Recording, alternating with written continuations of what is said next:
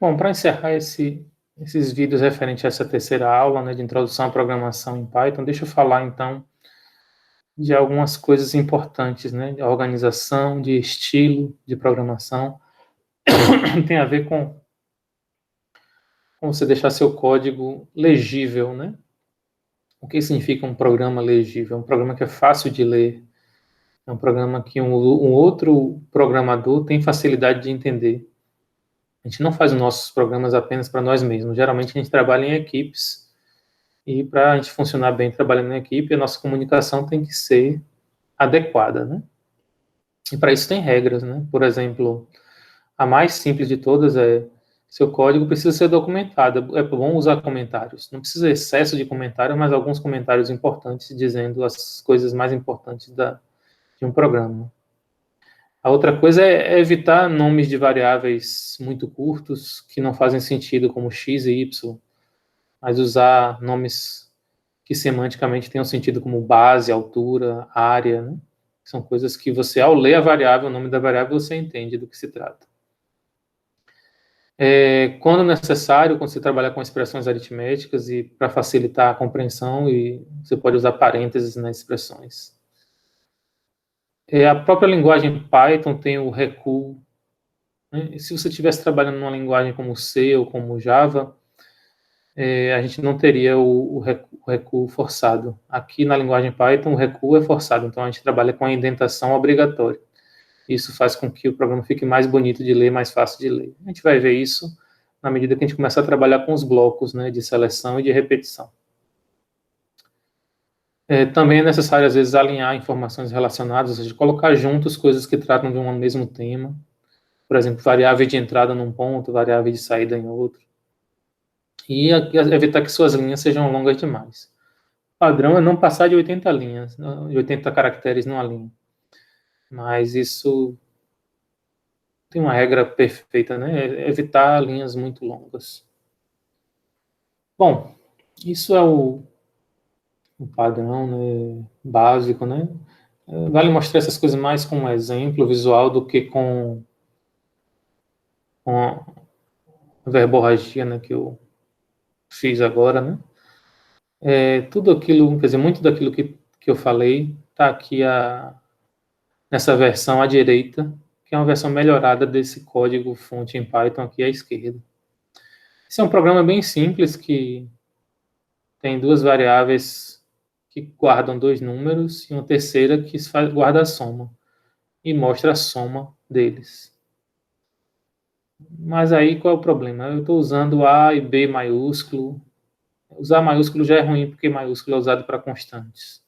E A e B não são expressões boas do que eu estou tratando. Eu estou querendo explicar que essas coisas são números, então eu vou usar a palavra número, número 1, número 2, ou então como está aqui, num1 e num2.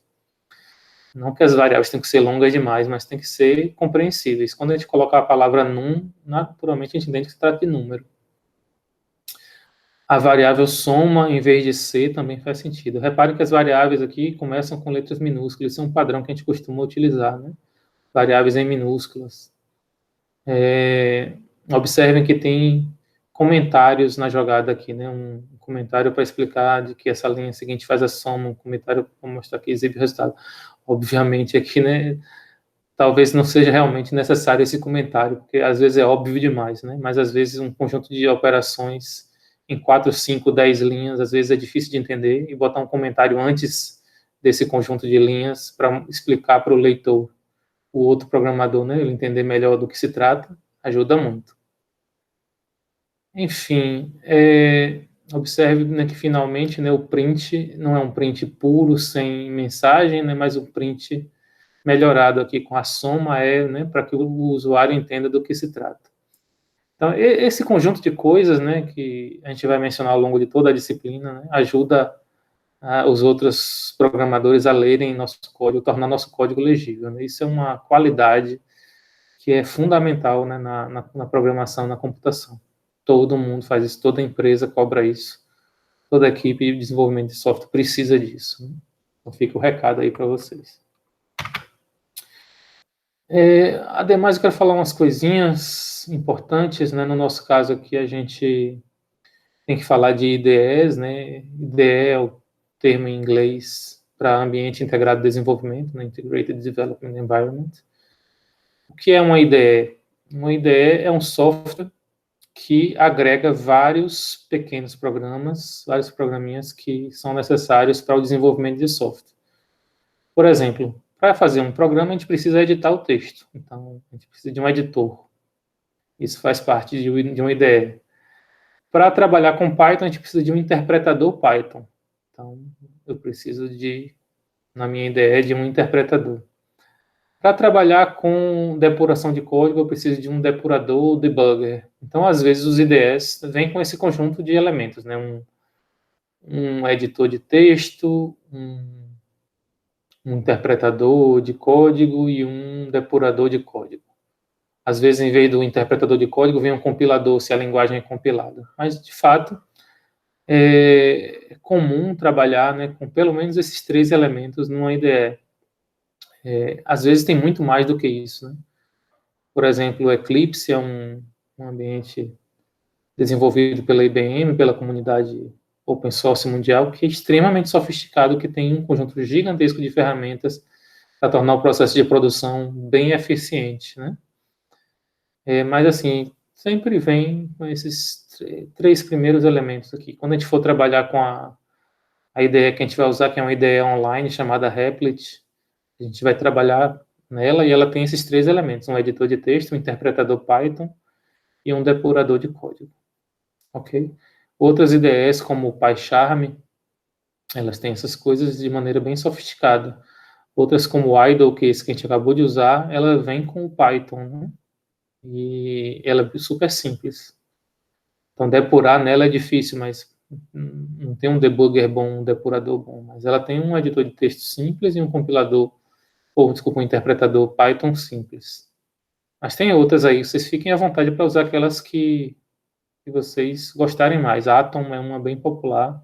Tem umas até hoje, umas ideias até para você trabalhar no celular, umas apps que você pode baixar, né? Das lojas de apps, né?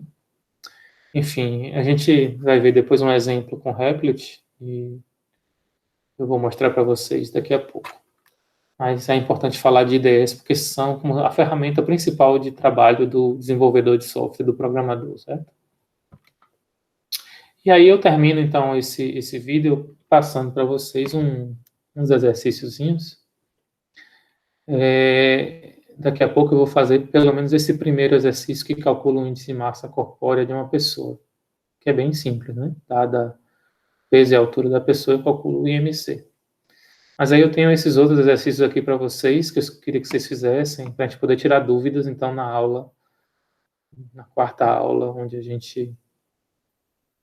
Desculpa, não a quarta aula, né? Nossa terceira aula, a aula síncrona, que a gente vai trabalhar essa temática de introdução à programação. Então, até lá, tem aí esses exercícios, tem esses outros 3 aqui. E com esse material, né, que a gente já deu até hoje, vocês têm condições de fazer toda a lista de exercícios 1, especialmente aquelas questões que eu mencionei em sala, das questões 17 a 34, que podem ser feitas tanto o código em Python, como o algoritmo na forma de pseudocódigo, ou na forma de um fluxograma, né? Fiquem aí à vontade para praticar e quanto mais prática, mais a gente aprende. Pratiquem até vocês se sentirem confortáveis e não ter mais dúvidas e sigam adiante. É isso. Até o exemplo em breve, né?